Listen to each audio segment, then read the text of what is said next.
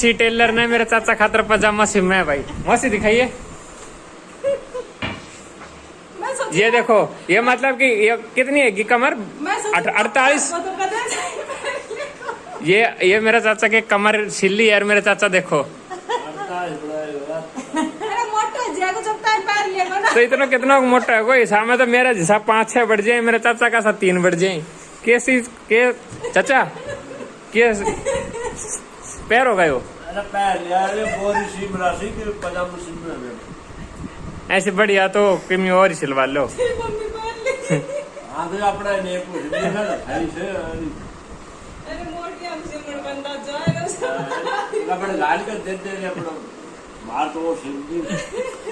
दोनों कुड़ रहा। चाचा कह रहा बोला ऐसा बढ़िया तो मेरी धोती बना दो, तो मैं अपनी धोती पहन लूंगा।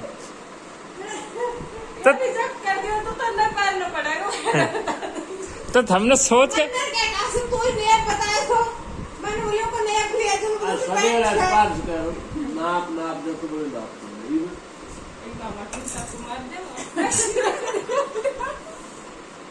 टाइम खराब कर लो मैंने नेक ना बताया, नेक नो गली के 32 का तो ये 32 को नहीं 52 सही। सुन आठे टाकू मारनो थो ना, ये भी मोड़ जा कभी मोटो तो खोल देगा फिर तो साइड में।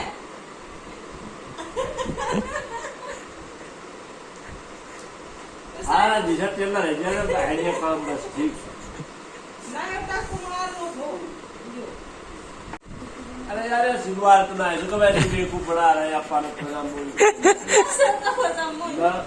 ए मैंने ना ए जाके कमर को नेप ले, मैं तो कही थी कमर को नेप ले लियो तो भाई और कुछ पजामा ना से तो पजामा लग लो देखा नहीं तो यार कमर को तो नेप लियो को बिना। फाइनली मेरे चाचा का कुर्ता सिम चुका है। चाचा अरे यार हाँ पजामा सिल चुका है, पहन के भी देख लिया। सूट और पढ़ाई और जाके पजामा फेर पड़ा। कितना रुपया आएगा मम्मी? 100 रुपया सिलाई का, 200 को कपड़ों, 300 रुपया आएगा।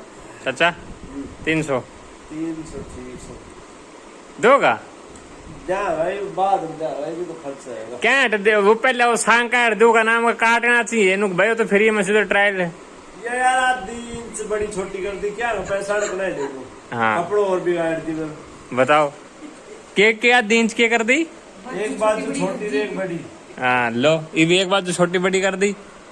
नकली तुम टेलर सो कैसो अरे बताओ चाचा फैल सी ना टेलर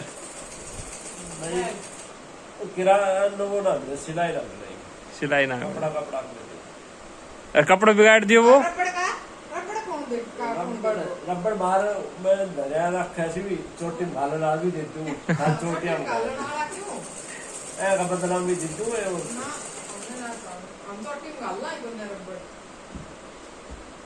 देख रहे हो भाई कितना भयंकर एक्सीडेंट हुआ है, इसलिए बोलते हैं कि आराम से चला करो, धीरे चला करो।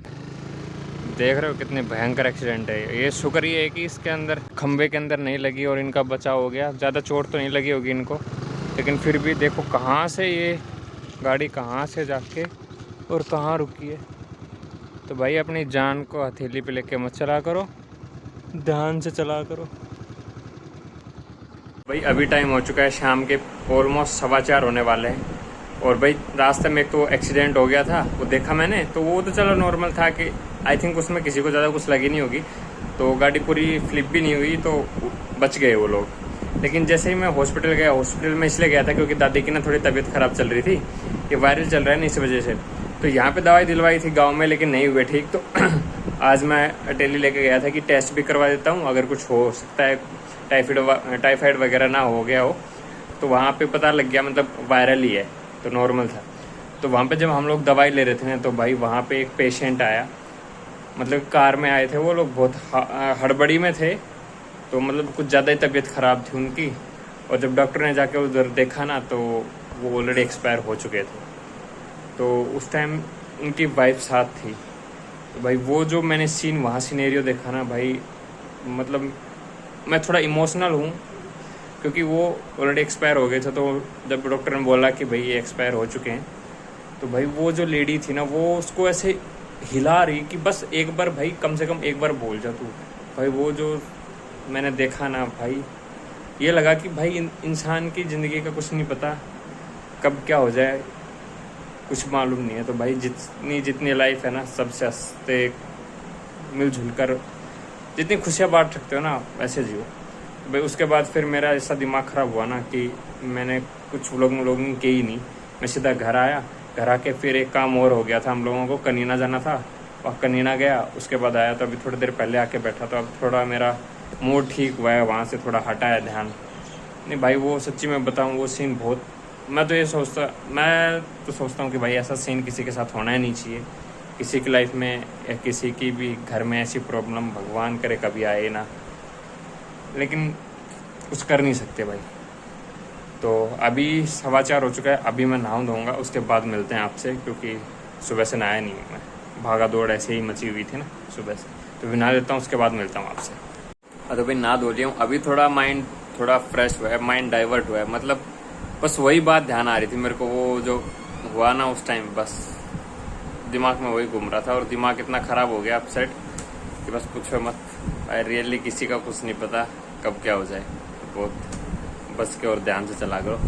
बाकी यार एक चीज़ आपसे शेयर कर रहा हूँ, ये चीज़ ना तुम गांठ बांध लेना कि ऐसी, मतलब कि तुम समझ जाना मैं क्या बोलने की कोशिश कर रहा हूँ।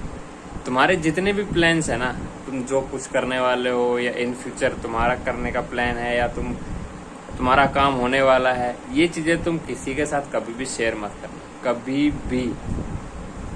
एक्चुअल बात बता रहा हूँ, मेरे साथ ये बहुत हो चुका है, मैं अपने पर्सनल एक्सपीरियंस के साथ बता रहा हूँ ये चीज़। मे भी तुम लोगों के साथ भी हुआ होगा, अगर तुम लोगों के साथ हुआ है तो प्लीज़ मेरे को कमेंट करके ज़रूर बताना।